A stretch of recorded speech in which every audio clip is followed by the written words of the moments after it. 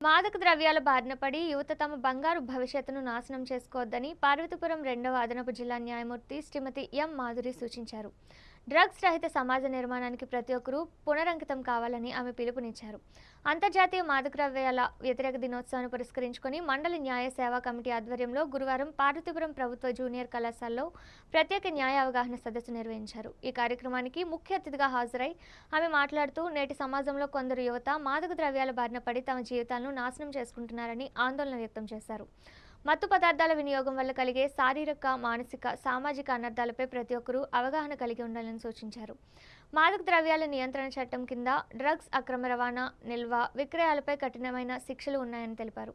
విద్యార్థులు చెడు వ్యసనాలకు దూరంగా ఉండి ఉన్నత లక్ష్యాల సాధనకు కృషి చేయాలని పిలుపునిచ్చారు.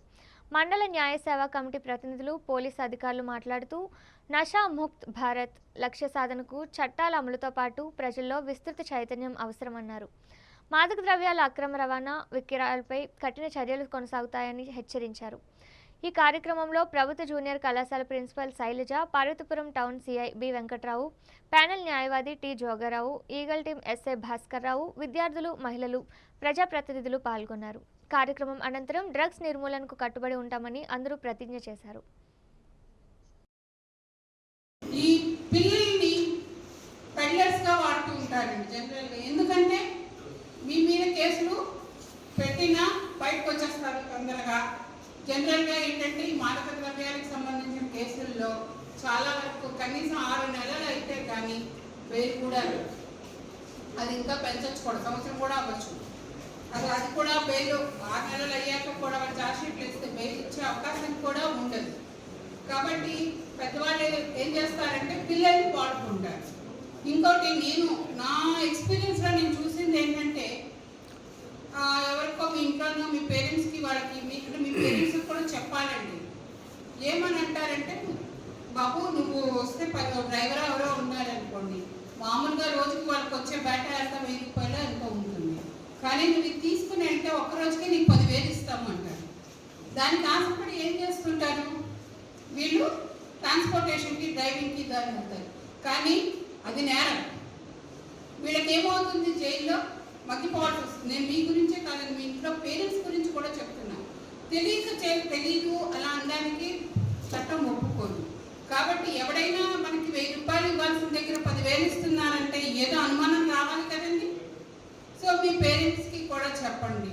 ఎందుకంటే అలాంటివి ఏవైనా పనులు మనం చేస్తే రేపొద్దున జైల్లో ఉంటే అప్పుడు మిమ్మల్ని చూసేదేవిడు. ఈరోజు 1000 రూపాయలు 9,000 ఎక్స్ట్రా వస్తాయని చూస్తే 10 సంవత్సరం పాటు జైల్లో ఉండిపోతే ఎవరు పోషిస్తారండి ఆ ఫ్యామిలీని?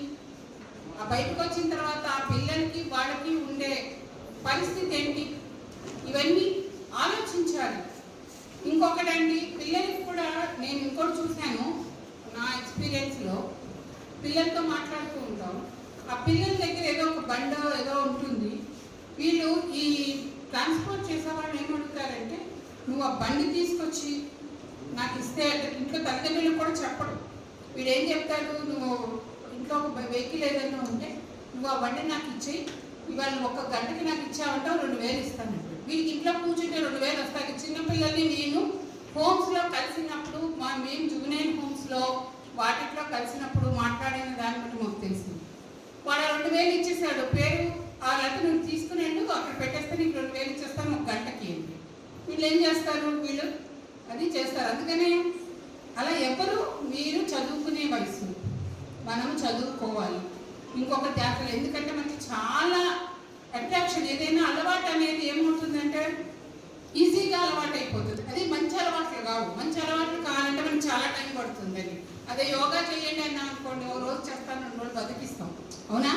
ఎంతమంది మన యోగా యోగా చేశారు? అలవాటు, మంచి అలవాటు ఒకటి అలవాటు చేసుకుంటే ఎలా మనము అలా అలవాటు అయిపోతుందండి. అలా అలవాటు అయిన తర్వాత 1 రోజు చేయకపోయినా మనకి నిద్ర పట్టదు. మత్తు పదార్థాల నిర్మూలన